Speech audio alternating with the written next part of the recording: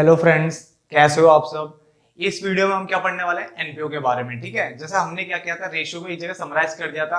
सारे जो मेन जितनी चीजें थी सारी हमने उठाई वहां पे और उसको खत्म कर दिया था। ऐसे हम क्या करने वाले हैं, एनपीओ को खत्म करने वाले हैं। एनपीओ लगा लो 10 नंबर का आपका है 12th क्लास में, कितना है 10 नंबर का वेटेज रखता है। तो उसने फटाफट से देखो एनपीओ में हमें पढ़ना क्या है। देखो एक तो हमें सब्सक्रिप्शन अकाउंट के बारे में पढ़ना है, ठीक है। दूसरा income and expense for the year, यानी एक्रूअल बेसिस पे कैलकुलेशन कैसे करते हैं, जो कि काफी ज्यादा इंपॉर्टेंट है। ठीक है, ये आपको आना चाहिए। स्टॉक मेडिसिन कंज्यूम्ड निकालना आना चाहिए, फंड की ट्रीटमेंट आनी चाहिए, और उसके बाद income and expenditure and balance sheet की बात करेंगे। डन। फटाफट से हमसे खत्म करने वाले में एक एक चीज समझाने वाला हूं, ठीक है। और मैं दोबारा बोल रहा हूँ, एक कॉपी बना लो जिसमें आपके सारे कॉन्सेप्ट एक जगह आ जाएंगे, ताकि आपको क्विक रिवीजन में इसकी काफी ज्यादा क्या हो सहायता ये मिल जाए आपको। तो हम फटाफट से इसी सीरीज में करने वाले हैं। सबसे पहले सब्सक्रिप्शन, फिर ये, फिर ये, फिर ये, और फिर इसके बाद अपना भी खत्म हो जाता है। कि जब सारी एडजस्टमेंट अगर आपको आती है तो ये बनाना कोई बड़ी बात नहीं है। इसको स्टार्ट करने से पहले मैं आपको एक बार बता दूं कि आपको उसमें देखो एक देखने को मिलता है रिसीप्ट एंड पेमेंट अकाउंट देखने को मिलता है, दूसरा इनकम एंड एक्सपेंडिचर अकाउंट देखने को मिलता है इस चैप्टर में, और तीसरा बैलेंस शीट। घबराना नहीं है, जिसको अभी भी नहीं आता है चैप्टर, कोई दिक्कत नहीं है, कॉन्सेप्ट समझ लो, आराम से चैप्टर आप कर सकते हो। रिसीव पेमेंट अकाउंट क्या होता है, just like a cash and bank account की तरह होता है। क्या होता है, कैश एंड बैंक अकाउंट। जैसा आपने 11th क्लास में कैश बुक बनाया था ना, सेम वही एक तरीके से। ठीक है, अगर आपके पास पैसा आता है, पैसा अगर आया है तो आप डेबिट साइड रिकॉर्ड करते थे ना उससे कैश बुक के, तो वही है। अगर पैसा आ रहा है तो रिकॉर्डिंग करो, पैसा जा रहा है तो रिकॉर्डिंग करो। बट अगर पैसा जाने वाला है, गया नहीं है, तो उसकी रिकॉर्डिंग नहीं होती है। यानी अगर एक्चुअल में पैसा मिल गया है या फिर पैसा पे हो गया तो इसकी एंट्री आती है। यानी कैश एंड बैंक अकाउंट जैसा बनाते थे, कैश बुक बिल्कुल वही है। ठीक है, उसके अलावा आता है इनकम एक्सपेंडिचर। अजीब नाम नहीं है, टेंशन मत लो। ये क्या होता है, जस्ट लाइक अ P&L अकाउंट। ये प्रॉफिट लॉस की तरह होता है। जैसा प्रॉफिट लॉस 11th में बनाया करते थे, सेम वही प्रॉफिट लॉस ही है ये। ठीक है ना, तो profit loss just like a profit and loss account. उसके बाद बैलेंस शीट तो बिल्कुल सेम वही है, बैलेंस शीट सेम वही है। तो receive payment account, income expenditure, balance sheet. ठीक है ना, इसको यहाँ पे क्या बोलते हैं, इसको ये cash account, cash and bank account की तरह ही है, बिल्कुल ये P&L की तरह होता है इनकम एक्सपेंडिचर अकाउंट। और बैलेंस शीट की अगर हम बात करूं तो ये हमारा बैलेंस शीट बिल्कुल वही जैसा बनाते हैं। डन। देखो हम ये 5 चीजें सीखनी है, स्पेशली 4 चीजों पे काम करना है। ठीक है ना, उससे पहले देखो एक और चीज आपको पता होना चाहिए। देखो मैंने आपको पहले भी बताया हुआ है कई बार, ठीक है ना, जो मैंने सब्सक्रिप्शन की वीडियोस मैंने बनाई थी, इसको प्रैक्टिकली सब्सक्रिप्शन करना है, यानी विद कुछ क्वेश्चन के साथ करना है। तो मैंने पहले वीडियो बनाई हुई है, प्लेलिस्ट में आप अकाउंटिंग वीडियोस के अंदर जाकर के सब्सक्रिप्शन के क्वेश्चन कर सकते हो हैंडल। वहां पे मैंने हर तरह के क्वेश्चन सब्सक्रिप्शन का कराया हुआ है। देखो P&L अकाउंट होता है, दूसरा आपका बैलेंस शीट होता है बच्चे। ठीक है, ये आपको पता होना चाहिए। प्रॉफिट लॉस में आप क्या डालते थे बच्चे, इस तरफ एक्सपेंसेस शो करते हो, इधर क्या शो करते हो आप, यहाँ आप इनकम शो करते हो। डन। अब याद रखो, अगर एक्सपेंस अगर आउटस्टैंडिंग होता है, देखो देखो ये लायबिलिटी साइड होती है ना, ये एसेट साइड होती है आपकी। ठीक है, मैं प्रॉपर फॉर्मेट नहीं बना रहा हूँ, क्योंकि अभी आपको पता है प्रॉफिट लॉस और बैलेंस शीट के बारे में आपको पता है कि इधर एक्सपेंस, इधर इनकम आती है, इधर लायबिलिटी, इधर एसेट्स होती है। डन। अगर एक्सपेंस अगर आउटस्टैंडिंग होता है बच्चे, हमेशा तो इस तरफ शो होते हैं, आउटस्टैंडिंग एक्सपेंस हमेशा लायबिलिटी साइड शो होते हैं, ये आपने पढ़ा हुआ है। और इनकम अगर आउटस्टैंडिंग हो जाए, ध्यान रखना बच्चे, अगर आउटस्टैंडिंग इनकम है, जैसे सब्सक्रिप्शन आउटस्टैंडिंग हो गया, तो वो हमारे क्या है, वो हमारे लिए एसेट्स का काम करता है, कि वो एसेट साइड फॉलो होता है, बिल्कुल सीधे सीधे। देखो आउटस्टैंडिंग अपने अपने सीधे, expense liability side, income outstanding है तो इधर। और आउटस्टैंडिंग का कभी कभी ये वर्ड आता है एक्रूड की जात रही, ये वाला वर्ड यूज भी होता है कई बार, एक्रूड। तो एक्रूड आपको याद रखना, अगर एक्रूड है तो घबराना नहीं है इसमें वर्ड से, इस एक्रूड को आउटस्टैंडिंग पढ़ के चलो और पुट कर लो, क्लियर हो गया। बट अगर एक्सपेंस अगर पेड इन एडवांस है, ठीक है, तो अगर अगर एक्सपेंस अगर पेड इन एडवांस होता है तो हमेशा रखना उसको प्रीपेड एक्सपेंस बोलते हैं, और प्रीपेड एक्सपेंस को यहाँ शो करते हैं, प्रीपेड एक्सपेंस या expense paid in advance. Clear हो गया। प्रीपेड एक्सपेंस हमेशा एसेट साइड होता है, और इनकम रिसीव्ड इन एडवांस किधर शो होता है, ये हमारा इधर शो होता है, यानी income received in advance liability side show होता है। क्लियर हो गया।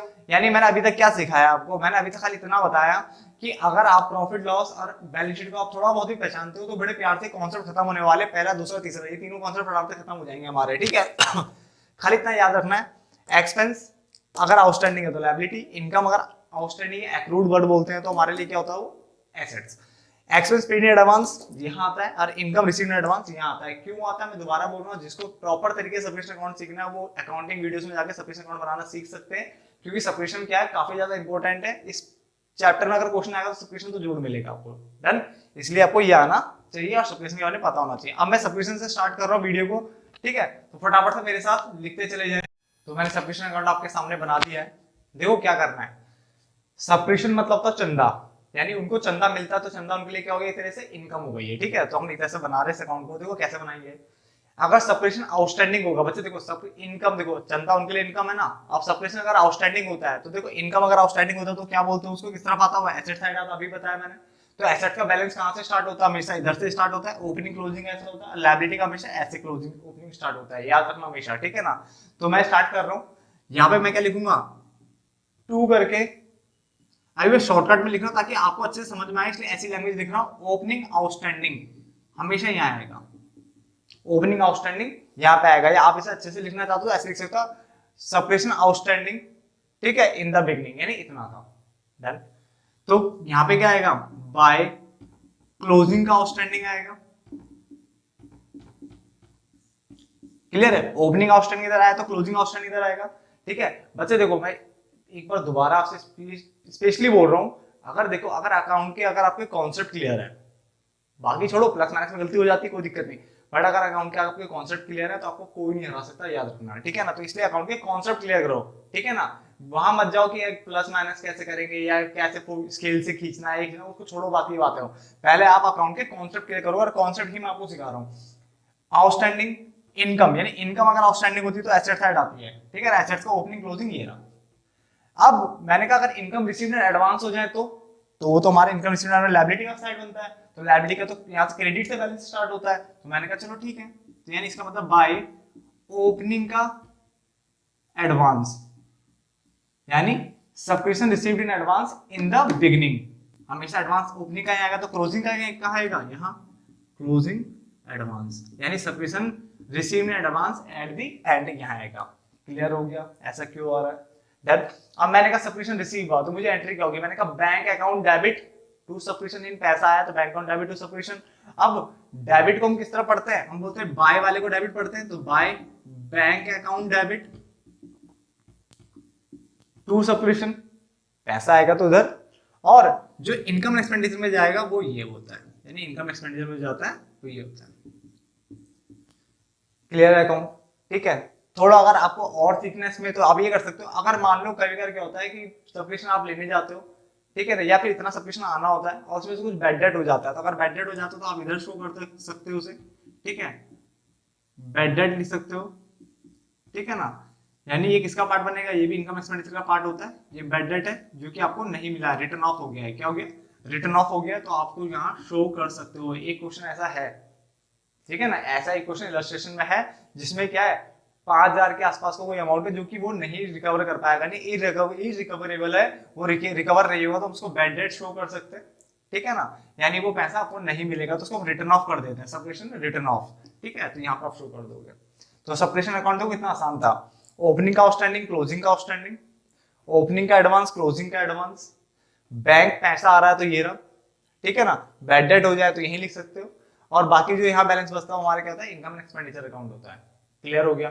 उसके अलावा अगर मान के चलो क्वेश्चन में सीधे सीधे दिया हुआ है कि सब्सक्रिप्शन फॉर द ईयर, ठीक है, सब्सक्रिप्शन फॉर द ईयर का ये है, यानी एक तरीके से अगर क्वेश्चन में दिया हुआ है कि इतने मेंबर थे, 500 मेंबर थे और उन्होंने 50 रुपए के हिसाब से सब्सक्रिप्शन देना है जो भी है, तो हमारा वो इनकम एक्सपेंडिचर का पार्ट होता है। अगर इस तरह से आपको डेटा दिया है तो हमारा वो इसका पार्ट होता है। डन। आगे बढ़ते हैं, ये हमारा कॉन्सेप्ट यहाँ तक क्लियर होता है। उसके बाद अगर मान लो मैं इसको स्टेटमेंट में बनाना चाहूँ तो स्टेटमेंट में कैसे बनेगा, ध्यान से देखने जरा से। अगर कोई स्टेटमेंट बनाना चाहे तो स्टेटमेंट कैसे बनेगी इसकी, तो वो स्टेटमेंट इस तरह से बनेगी, आपको आंसर लेके आना इनकम एक्सपेंडिचर का, ठीक है। तो कैसे आएगा, सबसे पहले क्या लोगे आप, बैंक, तो मैंने क्या लिखा, सब्सक्रिप्शन रिसीव्ड ले लो, सबसे ऊपर क्या ले लो, सब्सक्रिप्शन रिसीव्ड मैंने लिया। डन। उसके साथ देखो ऐड होने वाले क्या है, ठीक है, ये तो कभी कभी कभार ही आता है, छोड़ देता हूँ थोड़ी देर के, ठीक है। उसके साथ ऐड होने, देखो जो उसके साथ में, उसके घर में है, उसके साथ है, वो ऐड होंगे। ऐड क्या हो रहा है, क्लोजिंग का आउटस्टैंडिंग ऐड होता है, उसने बोला क्लोजिंग का आउटस्टैंडिंग ऐड कर देना, और ओपनिंग का प्रीपेड ऐड कर देना। प्रीपेड मतलब एडवांस की बात कर रहा हूँ, ओपनिंग का जो एडवांस होगा ना वो ऐड कर देना। यानी हुआ क्या, ठीक है, ओपनिंग का एडवांस जो है उसे ऐड कर देना। तो मैंने क्या वर्ड लिखा, बैंक में ओपनिंग का एडवांस ऐड हुआ है और क्लोजिंग का आउटस्टैंडिंग ऐड हो गया। क्लियर है, मुझे ये आंसर चाहिए। अब ये वहां जाके क्या होगा, माइनस, और ये भी वहां जाके क्या होगा, माइनस। इसका मतलब लेस क्या होने वाला है, लेस होने वाला है ओपनिंग का आउटस्टैंडिंग और क्लोजिंग का एडवांस। ठीक है, जैसे ही आप ये कर लोगे तो जो आपका आंसर आएगा वो क्या आएगा, इनकम एक्सपेंडिचर अपने आप में आंसर आ जाएगा। तो स्टेटमेंट बनाना कोई बड़ी बात नहीं है। ठीक है, सब कुछ देखो यहीं से सॉल्व हो रहा है। हमने क्या करा, बैंक लिया सबसे पहले, सब्सक्रिप्शन रिसीव्ड। ठीक है, उसमें ऐड किया हमने क्लोजिंग का आउटस्टैंडिंग, ऐड किया ओपनिंग का एडवांस, डन। उसके बाद मैंने क्या किया, ओपनिंग का आउटस्टैंडिंग माइनस कर दिया क्लोजिंग एडवांस। यानी आपको सिर्फ याद रखना कि बैंक के साथ क्या था, एक तो क्लोजिंग का आउटस्टैंडिंग है, ओपनिंग का एडवांस, ये दोनों ऐड हो रहे हैं बस, बाकी सारे क्या है उधर माइनस हो रहे हैं। डन हो गया, यहाँ तो कोई दिक्कत है। डन। अब क्या है, बच्चे फंसते कहां पे हैं, बच्चे यहाँ पे फंसते हैं कि मान के चलो आपको ओपनिंग का आउटस्टैंडिंग दिया हुआ था, मान लो 30,000 रुपए। कितना दिया हुआ है, 30,000। और लिखा हुआ है कि इसमें से, इस 30,000 में से 20,000 रुपए आ गए हैं। तो 20,000 आ गए तो कोई दिक्कत नहीं, तो जो 20 आगे तो आगे कितना रह गया, इसमें से 20,000 अगर आ गए तो कितना बच गया, 10,000 रह गया। तो इस 10,000 को कैसे शो करेंगे, तो 10,000 को हम यहाँ अंदर शो कर सकते हैं इस तरह से। मान लो आप बना रहे हो 31 मार्च 2020 के लिए आप काम कर रहे हो, तो उसका मतलब क्या हुआ, 2018-19 का एक साल हो जाएगा और 2019-20 का एक साल हो जाएगा। डन। 19-20 वो साल है जिस साल के लिए आप काम कर रहे हो, तो इस साल का जो आउटस्टैंडिंग होगा वो यहाँ पे अलग से शो कर देना, और पिछले साल का आउटस्टैंडिंग कितना था, 10,000, वो यहाँ पे दिखा देना। तो इन दोनों का टोटल क्या आ जाएगा, यहाँ आ जाएगा। डन। ये आपने सबने किया हुआ है, ये सिर्फ क्विक रिवीजन का पार्ट है। डन। कोई अगर दिक्कत होती तो प्लीज मुझे कमेंट बॉक्स में नीचे लिख देना, मैं उसको सॉल्व कर दूंगा। तो यहाँ तक कोई दिक्कत होती है तो बताओ मुझे, कोई दिक्कत नहीं। ठीक है, तो आगे बढ़ते हैं। आगे हम क्या करने वाले हैं, दूसरा कॉन्सेप्ट हमारा क्या था, दूसरा था हमारा एक्सपेंस का ट्रीटमेंट। हमारा दूसरा कॉन्सेप्ट क्या था, एक्सपेंस का ट्रीटमेंट। ठीक है ना। अब देखो क्या करने वाला है, देखो बिल्कुल आसान होने वाला है। देखो एक कॉन्सेप्ट अगर आपने सब्सक्रिप्शन सीख लिया ना, मैं दोबारा बोल रहा हूँ, मेरी अकाउंटिंग वीडियोस में प्लेलिस्ट में चले जाना, सब्सक्रिप्शन सीख लेना। अगर आपने सब्सक्रिप्शन सीख लिया नहीं, आधा चैप्टर की टांग वैसे टूट जाती है। कि फंड ट्रीटमेंट में अगली इसकी एक और वीडियो बनाने वाला, फंड ट्रीटमेंट वहां सिखाऊंगा, एकदम तरीके से सिखाऊंगा। फंड ट्रीटमेंट टेंशन मत लेना, फंड ट्रीटमेंट की वो तरीके से सिखाऊंगा। बस इसमें स्पीड इसलिए बढ़ाई है थोड़ी सी, क्योंकि वो ऑलरेडी सब्सक्रिप्शन काफी अच्छे से विविध प्रैक्टिकल क्वेश्चन के साथ मैंने कराया वो। ठीक है ना, तो आप वहां पे जाके देख सकते हैं। अब इसके जैसे एक्सपेंसिव तो सेम कॉपी होता है। देखो एक्सपेंस में क्या है, देखो सबसे पहले आप देखना, चाहे एक्सपेंस हो चाहे इनकम हो, उससे कोई दिक्कत नहीं। तो एक्सपेंस हो या इनकम हो, ठीक है ना, मैंने कहा दोनों के लिए सेम ट्रीटमेंट है। सोचो कितना आसान होने वाला है। एक्सपेंस हो चाहे इनकम हो, दोनों के लिए सेम ट्रीटमेंट होने वाला है। इसका मतलब एक्सपेंस और इनकम चाहे पेड दिया हो चाहे रिसीव्ड दिया हो, ठीक है ना, वो आप ले लेना। बात समझ आ गया।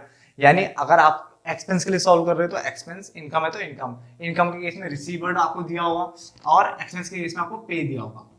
क्लियर हो गया। डन। अगर ऐसे समझ नहीं आता तो मैं इसको तोड़ देता हूं, देखो इस तरह से, एक्सपेंस का केस और इनकम का केस। ठीक है, ये आप 11th क्लास से करते हुए आ रहे हो ये कॉन्सेप्ट, इसलिए आपको आना चाहिए। फ्री के नंबर होता है इस पॉइंट में। देखो सबसे पहले देखो क्या लेना है, अगर मैं एक्सपेंस का केस लेता हूँ, थोड़ा सा और इसको इधर कर देता हूँ, ये मेरा एक्सपेंस हो जाएगा और ये मेरा इनकम का लिए हो जाएगा।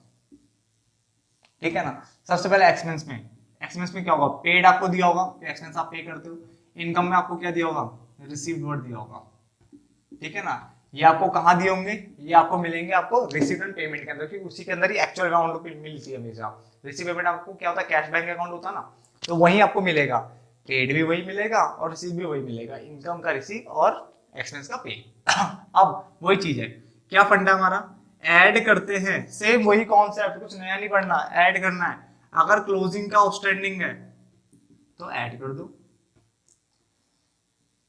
ओपनिंग का एडवांस है यानी प्रीपेड है तो उसे क्या कर दो, ऐड कर दो, और लेस करना है आपको ओपनिंग का आउटस्टैंडिंग और क्लोजिंग का एडवांस।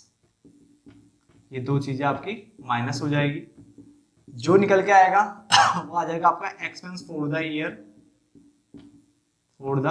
यानी करंट ईयर का आपका एक्सपेंस निकल के आ जाएगा फॉर द ईयर, जिसे हम बोलते हैं एक्रूवल बेसिस पे आपका आंसर आ जाएगा। एक्रूवल बेसिस पे आपका आंसर आ जाएगा, जो कि आपका कहां जाएगा, ये फिगर आपकी जाएगी इनकम एंड एक्सपेंडिचर में। किसमें जाएगी, इनकम एंड एक्सपेंडिचर में। आप बोलोगे ऐसा कुछ देखने को कैसे मिलेगा, देखो होता क्या है, जैसे मान के चलो आपको दिया हुआ ऊपर रिसीव पेमेंट में इस तरफ मान लो दिया हुआ है रेंट दिया हुआ मान लो 15,000 रुपए का, जो कि पे वहां होगा रिसीव पेमेंट अकाउंट में जो भी फिगर होगी वो एक्चुअल फिगर होती है। तो रेंट पे होगा 15,000 रुपए का। क्लियर है। अब नीचे एडजस्टमेंट में लिखा हुआ है आउटस्टैंडिंग रेंट, कुछ ना बोले तो हमेशा क्लोजिंग मांगते हैं, ठीक है ना। आउटस्टैंडिंग रेंट है मान लो 2,000 रुपए का, तो अब कुछ नहीं बोला तो क्लोजिंग है वो, तो क्लोजिंग आउटस्टैंडिंग को क्या करते हैं ऐड, तो कितनी फिगर दिखेगी हमारी इनकम एक्सपेंडिचर में 17,000 रुपए, 15,000 का उसमें था 217।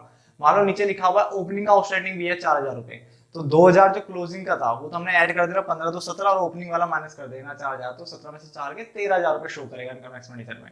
सपोज करो आपको ये भी दिया हुआ है, यानी 15,000 रुपए तो इनकम एक्सपेंडिचर रिसीव पेमेंट में दिया हुआ है, बैलेंस शीट में नहीं, और नीचे क्या बोलते हैं कहाँ पे जो एडिशनल इन्फॉर्मेशन होती है एडजस्टमेंट वहां पे दिया हुआ है क्लोजिंग आउटस्टैंडिंग 2,000, तो 2,000 ऐड हो जाता है। ओपनिंग आउटस्टैंडिंग मानो भी बताया था मैंने 4,000 दिया है तो वो माइनस हो जाएगा, और मान लो क्लोजिंग एडवांस भी क्वेश्चन में गिवन है 2,000, तो क्लोजिंग एडवांस तो माइनस होता है, ओपनिंग एडवांस प्लस होता है ना, यहाँ पे देखो ये रहा। तो इस तरह से फिगर आपकी जो आ रही होगी यहाँ से आप निकाल लोगे, वो आपकी कहाँ शो करेगी इनकम एक्सपेंडिचर में शो करेगी। तो ये निकालना आपको आना चाहिए, 11th क्लास का ही कॉन्सेप्ट है ठीक है। बच्चे बोलते क्या इनकम में कुछ नया पढ़ना है, मैंने कहा कुछ नहीं पढ़ना नया, ये चैप्टर तो इतना आसान है ना, एक जैसा कॉन्सेप्ट लग रहा सब जगह, पता नहीं बच्चे हवा बना के बैठे हुए। ठीक है देखो मैंने अभी सिर्फ सब्सक्रिप्शन अकाउंट बताया, अब मैंने कहा इसकी वीडियो एक बार देख लोगे तो और अच्छे से समझ में आ जाएगा, ये समझ में आ गया ना, तो डिटो कॉपी कॉन्सेप्ट इसका है, कुछ अलग नहीं है। और इसका इनकम में तो क्या हुआ, सेम वही कॉन्सेप्ट चलेगा, क्लोजिंग का आउटस्टैंडिंग और ओपनिंग का एडवांस, ये दोनों ही ऐड होने, सेम वही कॉन्सेप्ट लिख रहा हूं देखो, इसलिए मैं एक साथ लिख रहा था पहले, और ओपनिंग का आउटस्टैंडिंग और क्लोजिंग का एडवांस ये माइनस हो रहे हैं, तो ये निकल जाएगा इनकम फॉर द ईयर, यानी ये कौन सी इनकम निकलेगी जो इनकम एंड एक्सपेंडिचर में शो करनी है। तो सेम कॉन्सेप्ट है इसका, बताओ कुछ एक्स्ट्रा पढ़ा अभी तक आपने, दो कॉन्सेप्ट खत्म कर दिए हमने, बिल्कुल सेम कॉन्सेप्ट पे चल रहे हैं सारे। डन, यानी क्या हो रहा है बैंक के साथ ओपनिंग का एडवांस ऐड हो रहा है और क्लोजिंग का आउटस्टैंडिंग ऐड हो रहा है। डन है ना, तो आपको सिर्फ यही याद रखना है, बाकी तो अपोजिट है उसका, ठीक है ना। चलो ये भी खत्म होता है, यानी हमने कितने कॉन्सेप्ट कर लिए अभी तक, हमने कॉन्सेप्ट कर लिया अपने दो कॉन्सेप्ट, ठीक है ना। अब हम तीसरे कॉन्सेप्ट की ओर आ रहे हैं, ताकि हमारा सिर्फ फंड का ट्रीटमेंट बच जाएगा, और फंड का ट्रीटमेंट जो है मैं नेक्स्ट वीडियो में बनाऊंगा, ताकि वो अच्छे से क्लियर आपको हो जाए धीरे धीरे। तो अगला कॉन्सेप्ट देखो हमारा क्या है, स्टॉक कंज्यूम या क्या मेडिसिन कंज्यूम, जिसमें बच्चा पता नहीं क्यों अटक जाता है, समझ नहीं आता, ठीक है। ये कॉन्सेप्ट 4 नंबर में अलग से आ सकता है, याद रखना, सब्सक्रिप्शन 4 नंबर में अलग से आ सकता है, कंज्यूम 4 नंबर में अलग से आ सकता है, फंड ट्रीटमेंट 4 नंबर में अलग से आ सकता है, ठीक है।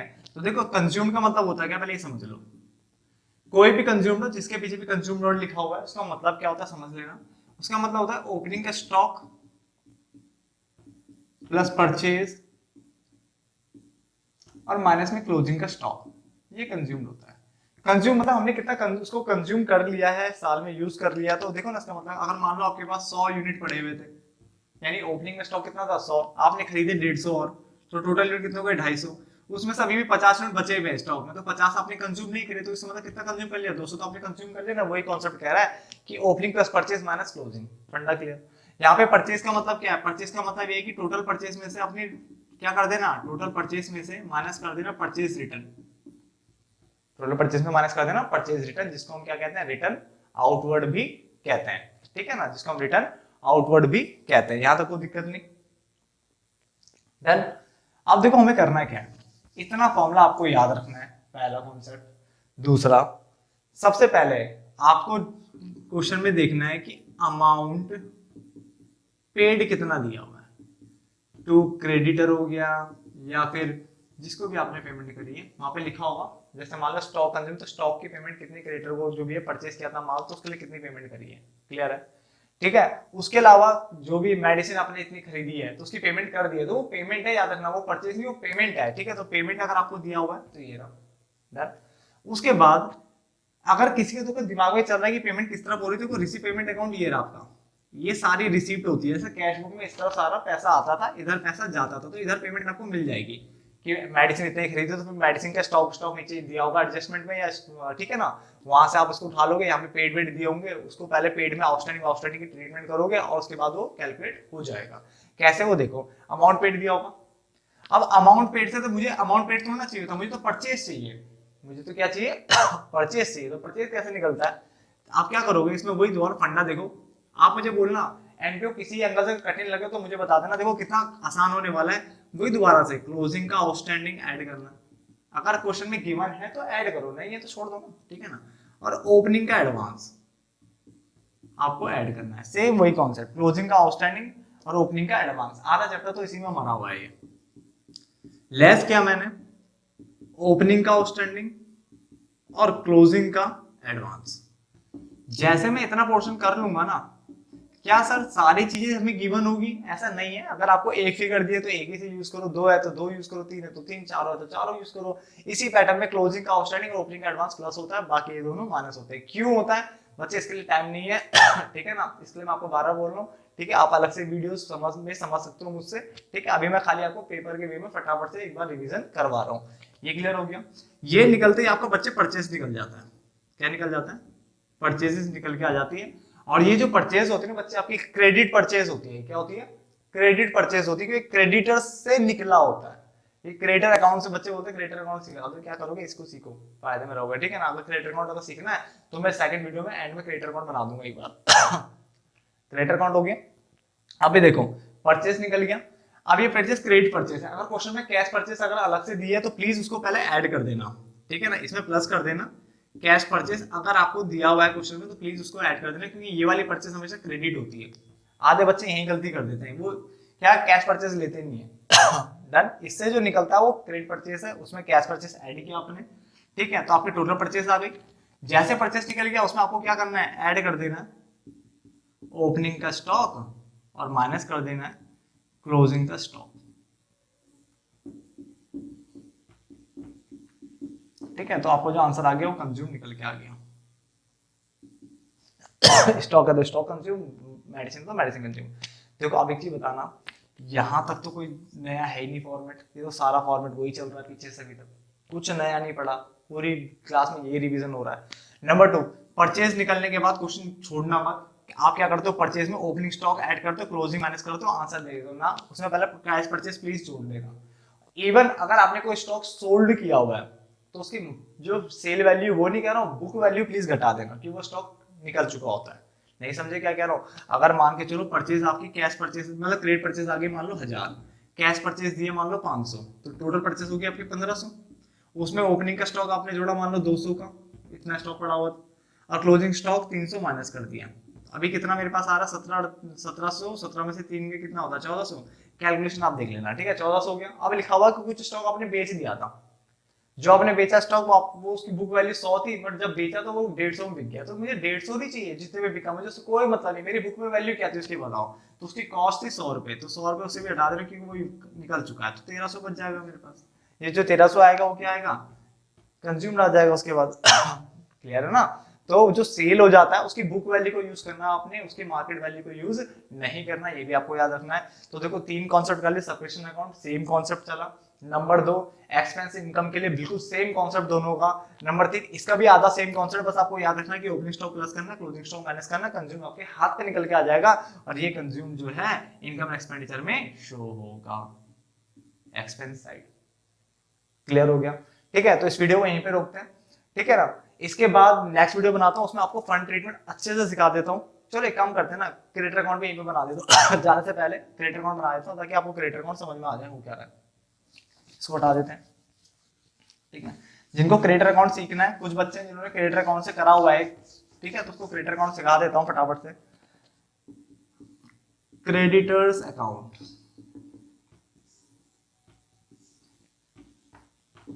ठीक है, जिन्होंने क्रिएटर से क्वेश्चन नहीं किया, जिन्होंने उसी फॉर्मेट से किया उसी से ही करना, बेकार के क्रिएटर का झंझट मत पढ़ना। ठीक है, बट जिन्होंने क्रिएटर से किया हुआ तो कोई बात नहीं, आप भी देख लीजिए। ठीक है ना, आपके लिए भी रिवीजन है, क्योंकि पूरा देखो क्रिएटर अकाउंट की अगर हम बात करें तो लायबिलिटी का ओपनिंग कहां से होगा, यहां से स्टार्ट होगा। इसका मतलब कोई चीज अगर आउटस्टैंडिंग मेरे पास दिया है, इसका मतलब आउटस्टैंडिंग का मतलब क्या हुआ, लायबिलिटी तो है। जहां पे याद रखना, मैंने आउटस्टैंडिंग वर्ड यूज किया था, अभी ऐड किया था क्लोजिंग आउटस्टैंडिंग। क्लोजिंग आउटस्टैंडिंग मतलब होता है, क्लोजिंग का क्रेडिटर भी बोल सकते हो आप। ठीक है ना, क्योंकि क्रेडिटर मतलब लायबिलिटी, मैं लायबिलिटी की बात कर रहा हूं। ठीक है ना, तो यहाँ पे वर्ड क्या बोला मैंने, यहाँ पे बाय ओपनिंग का आउटस्टैंडिंग या ओपनिंग बैलेंस बोलूं, वो इधर आ जाएगा, बाय बैलेंस बीडी तो टू बैलेंस सीडी इधर आएगा, यानी टू क्लोजिंग बैलेंस लिख लेता हूं, आउटस्टैंडिंग क्लोजिंग का आउटस्टैंडिंग लिख देता हूं। ठीक है ना, क्लोजिंग का आउटस्टैंडिंग लिख लेता हूं, टू क्लोजिंग आउटस्टैंडिंग। क्लियर है, कोई दिक्कत नहीं। Opening outstanding, closing outstanding, by balance BD, to balance CD, clear है, यानी क्रेडिटर के बैलेंस हो जाएंगे। उसके बाद इधर से अगर प्रीपेड होगा, आप देखो एक्सपेंस अगर प्रीपेड होता तो क्या होता होगा, एसेट्स होता ना, तो वो इधर से डील करेगा, इसमें इधर से डील करेगा, ठीक है ना। मैं अकाउंट इसीलिए नहीं समझाता, कई बच्चे कहते हैं कई बार वो सब्सक्रिप्शन इसमें क्या था उल्टा सीधा कर देते हैं, ठीक है। तो यहाँ पे हो गया टू, दोबारा बैलेंस बीडी होना चाहिए था, तो उसके बाद मैं ओपनिंग एडवांस लिख रहा हूँ ताकि आप थोड़ा सा अलग अलग समझ सको, ये बीडी बीडी में कंफ्यूज ना हो जाए। ओपनिंग एडवांस यहाँ आएगा, तो बाय क्लोजिंग का एडवांस यहाँ आएगा। कोई दिक्कत नहीं। उसके बाद अगर आप पेमेंट करते हो तो पेमेंट बच्चे इधर होती है, टू बैंक करके, पेमेंट के लिए बैंक यहाँ आता है, रिसीव के लिए बैंक इस तरफ आता है, इसलिए हम सब्सक्रिप्शन में इस तरफ लिखा था, याद होगा तुम्हें। डन। फंडा वही है, फिर भी देख लो, क्लोजिंग का आउटस्टैंडिंग बैंक के साथ ऐड हो रहा है और ओपनिंग का आउटस्टैंडिंग, ओपनिंग का एडवांस ही बैंक के साथ ऐड हो रहा है, ओपनिंग का एडवांस, क्लोजिंग आउटस्टैंडिंग, फॉर्मेट वही है, देख लो अभी भी फॉर्मेट से मैं कह रहा था, सबका फॉर्मेट एक्चुअली एक जैसा होता है, कर लो कुछ भी सेम रहना है। और इधर क्या आएगा आपका, बाय करके परचेज आता है बच्चे, क्या आता है, परचेज आता है। ये परचेज जो क्रेडिटर से निकलती है वो हमारी क्रेडिट परचेज होती है, ठीक है। क्या और चीज आ सकती है वैसे बच्चे, बहुत सारी चीजें आ सकती है, ठीक है ना। यहाँ पे परचेज रिटर्न आ सकता है चाहे तो, ठीक है, क्योंकि परचेज उधर है तो परचेज रिटर्न यहाँ होगी, है ना। डिस्काउंट आ सकता है, बहुत सारी चीजें हैं। आपने 11th क्लास में सिंगल एंट्री सिस्टम किया था, उसमें बतेरी चीजें सिखाई गई थी। तो क्रेडिट अकाउंट बच्चा ये रहा, यहाँ से क्रेडिट परचेज निकल जाएगी, कैश परचेज नीचे क्वेश्चन में गिवन होती है, दोनों को ऐड कर लो टोटल परचेज, तो इसमें ओपनिंग का स्टॉक जोड़ो, क्लोजिंग स्टॉक माइनस कर दो। तो इस वीडियो को यहीं पे रोक देते हैं। प्लीज अगर आपको वीडियो पसंद आ रही है, रिवीजन पर्पस के लिए अगर आपको लगता है वीडियो सफिशिएंट है, तो प्लीज लाइक जरूर करना, ठीक है, और अपने दोस्तों को भी इसको शेयर करना ना भूलें। धन्यवाद दोस्तों।